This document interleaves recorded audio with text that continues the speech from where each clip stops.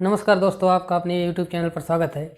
आज हम श्रेणी समांतर में अगर प्रतिरोध श्रेणी क्रम में जुड़े हो तो उसका इक्विवेलेंट क्या होता है, धारिता श्रेणी में जुड़ी हो तो उसका इक्विवेलेंट क्या होता है, इंडक्टेंस श्रेणी क्रम में जुड़ा हो तो उसका इंडक्टेंस क्या होगा, और उसी प्रकार अगर प्रतिरोध समांतर में जुड़ा हो तो उसका टोटल रेजिस्टेंस क्या होगा, और धारिता पैरेलल में जुड़ी हो तो उसका टोटल धारिता क्या होगी, और इंडक्टेंस अगर पैरेलल में जुड़ा हो तो उसका रिजल्टेंट टोटल जो है परिणामी प्रेरकत्व क्या होगा, उसके बारे में देखेंगे। मान लीजिए दो रेजिस्टेंस R1 और R2 सीरीज में जुड़े तो इक्विवेलेंट यानी कि उसका टोटल रेजिस्टेंस जो होगा A और B के क्रॉस, अगर A और B के बीच में दो रेजिस्टेंस R1 R2 जुड़े हैं तो इसको RAB बोलेंगे। अगर RAB इक्वल टू R और A और B के बीच में टोटल इक्वल रेजिस्टेंस तो ये हो जाएगा R1 प्लस R2। अगर इसी तरह से इसके बीच में और रेजिस्टेंस श्रेणी क्रम में जुड़े हों, मान लीजिए R3, तो इस तरह से R3 डॉट डॉट जितने भी आगे जुड़े होंगे सीरीज में उनको हम आपस में जोड़ देंगे। यानी कि सीरीज कॉम्बिनेशन क्या होता है पहले तो ये समझ लीजिए। मान लीजिए कोई दो एलिमेंट है, मान लीजिए ये प्रतिरोधी है दो R1 ये R2, तो हम अगर इसका R1 के साथ में ये मान लीजिए 1 2 3 4 पॉइंट है, तो ये का इन पॉइंट यानी कि समझ लीजिए R2 का इन पॉइंट R1 के एक पॉइंट से जोड़ दें। ये समझ लीजिए एक पॉइंट नंबर 1 ये 2 और ये अभी यहाँ पे कनेक्ट हो गया 3 और ये पॉइंट नंबर 4। इस प्रकार से अगर जुड़े होंगे तो उसे हम सीरीज में कहेंगे। तो इस अगर श्रेणी क्रम में दो प्रतिरोध जुड़े हों तो उनका जो टोटल प्रतिरोध होगा वो R बराबर इनके सभी रेजिस्टेंसों को अलग अलग आपस में जोड़ देंगे तो उसके बराबर होगा। और अगर श्रेणी क्रम में आपका कैपेसिटेंस जुड़ा हो यानी धारिता जुड़ी हो, मान लीजिए दो कैपेसिटेंस C1 और C2 आपस में सीरीज में जुड़े हैं, तो उसका जो कैपेसिटेंस होता है वो 1/C equal to 1/C1 plus 1/C2। यानी कि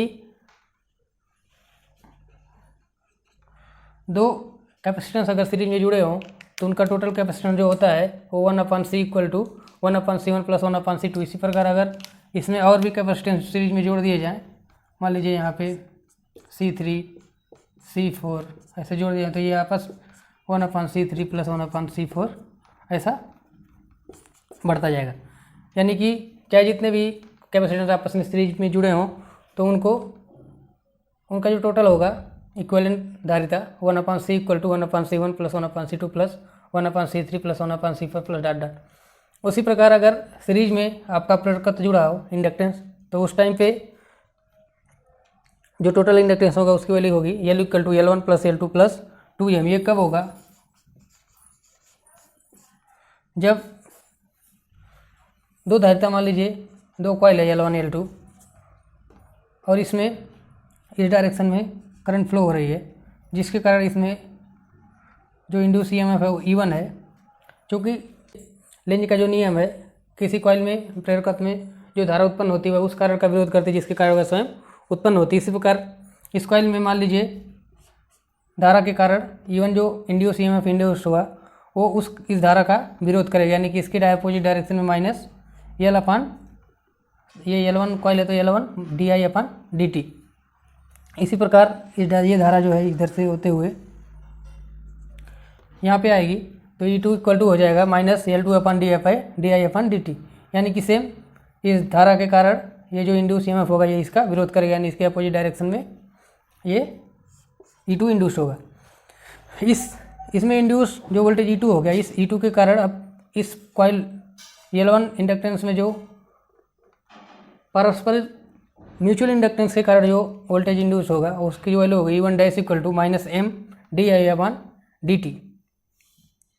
और इसका जो डायरेक्शन होगा ये इस डायरेक्शन में रहेगा।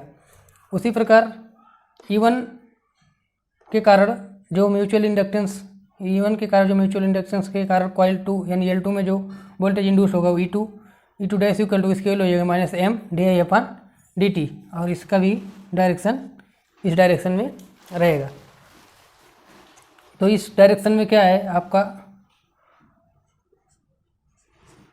ये फ्लक्स इस डायरेक्शन में, ये फ्लक्स भी इस डायरेक्शन में, यानी कि दोनों फील्ड जो आपस में ऐड हो रहे हैं। उस टाइम प्रेरक तो होगा इंडक्टेंस, हो L equal to L1 plus L2 plus 2M होगा।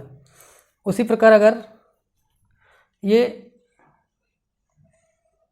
यहाँ से करंट आ रही है, इसको हमने, ये मान लीजिए T1 T2 T3 T4 point था। अब हमने क्या किया, T1 पॉइंट को यहाँ पे I1 द्वारा फीड हो गई, तो ये T2 पॉइंट से होते हुए हमने ये T2 पॉइंट को यहाँ पे T4 से जोड़ दिया। पहले ये T3 पे कनेक्ट था, अभी हमने T4 पे जोड़ दिया, और उसके जिसके कारण इसमें पहले कॉइल यानी कि L1 में धारा जो है वो सेम है, और इसमें जो इंड्यूस EMF होगा E, वो भी सेम होगा E1, और उसकी डायरेक्शन भी इस डायरेक्शन में होगी जैसा कि पहले थी। लेकिन दूसरे कॉइल में जो हमने डायरेक्शन, करंट का डायरेक्शन रिवर्स हो गया, पहले यहाँ से फीड हो रहा था, अभी यहाँ से फीड होकर यहाँ से आउट हो रहा है।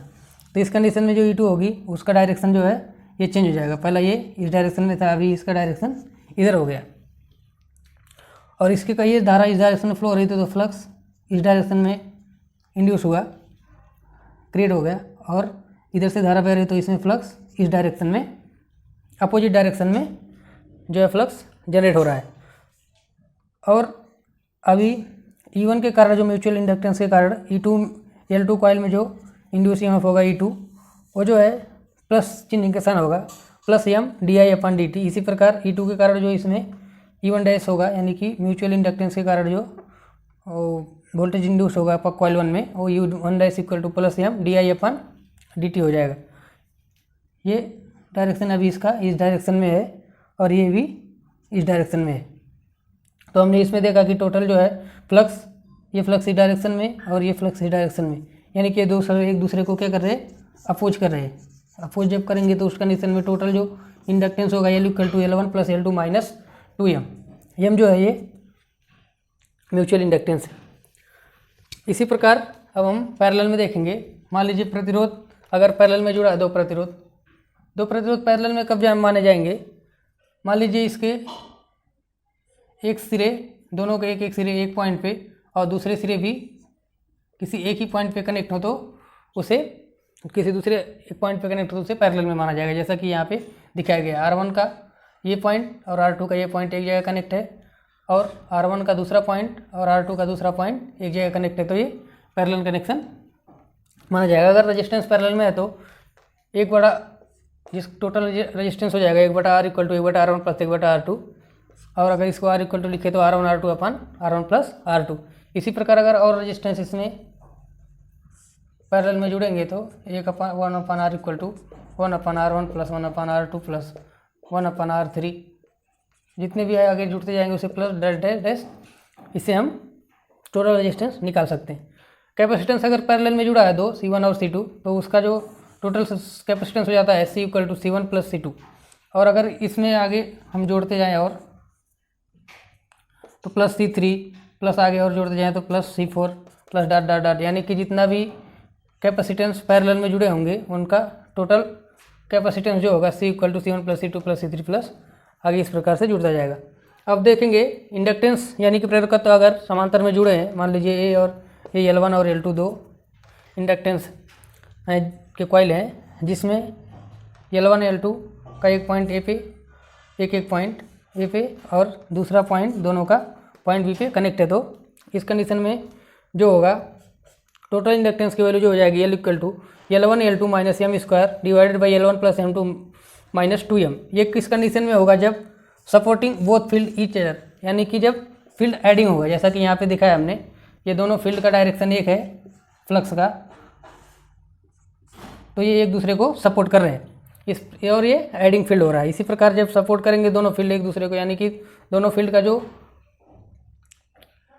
फ्लक्स है एक दूसरे को सपोर्ट करेगा, तो उस कंडीशन में total inductance L equal to L1 L2 minus M square divide by L1 plus L2 minus 2M होगा। और अगर दोनों अपोज करेंगे जैसा कि यहाँ पे अपोज कर रहे हैं, तो उस कंडीशन में इंडक्टेंस जो है पैरेलल में रहेगा, तो उसमें L equal to L1 L2 minus M square divided by L1 plus L2 plus 2M। इसको ऐसा भी याद कर सकते, क्योंकि ये एक दूसरे को सपोर्ट कर रहे हैं, इसलिए L की वैल्यू जो होगी इसमें ज़्यादा होगी। ज़्यादा कब होगी, जब ये माइनस करेंगे L1 प्लस L2 माइनस, ये वैल्यू जब माइनस होगी, ये ऊपर का वैल्यू तो कॉमन है, इसमें भी कॉमन है, नीचे में माइनस ले रहे हैं, यानी कि ये फील्ड सपोर्ट करे, सपोर्ट की करने की वजह से ये एल की वैल्यू बढ़ जाएगी। जब ये कम माइनस होगा तो ये ज़्यादा होगा।